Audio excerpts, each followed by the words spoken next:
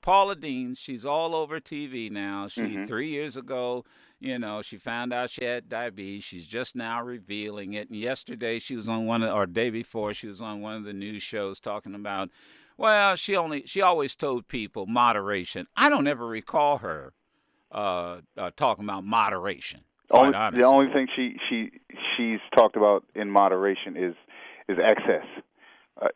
She talked about taking a lot of it. Yeah. It really fired me up. I mean, fired me up. Last week or a few days ago, when she revealed it, I felt sympathy because I attack her, or I've attacked this show and the Food Network in the past with regard to the diversity of the type of food that she does. Right. So I've been very critical. I was really sympathetic and wishing her well. Right. And I still am wishing her well. Don't wish ill health on her, but she is a fraud, and I think that she's pimping out her brand, and to have a branded campaign, a systematic money making opportunity around your disease says that you waited for some time to launch. Your point is that she waits 3 years when folks are dying at record numbers over this issue of obesity and diabetes, or they're being physically impacted by it, going blind, amputations, that type of thing. She has been promoting, absolutely, she's been promoting a diet that goes in direct, not sideways, direct contrast from what you should if you have type 2 diabetes, and what you should if you have heart disease, the number one killer in America.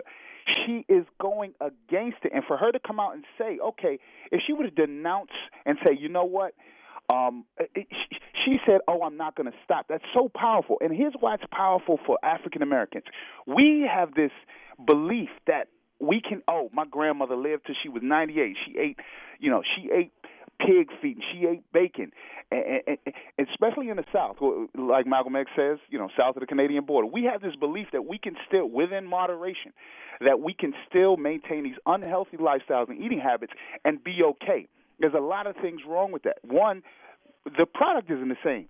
Grandmother, and she didn't eat the same product. It's farmed differently. There's much more chemicals, yada, yada. Wrote a book about it. Also, the portions are different. They ate much less. We weren't eating 12, 16-ounce steaks as slaves, and the lives are different. The lifestyles, that food that high in saturated fat, high in salt was out of necessity, or what we had to eat because of our resources. So her words are so damaging, and she knows what she's doing, and it's all because she made $10 million last year. She don't want to hurt that. Food Network doesn't. They're complicit.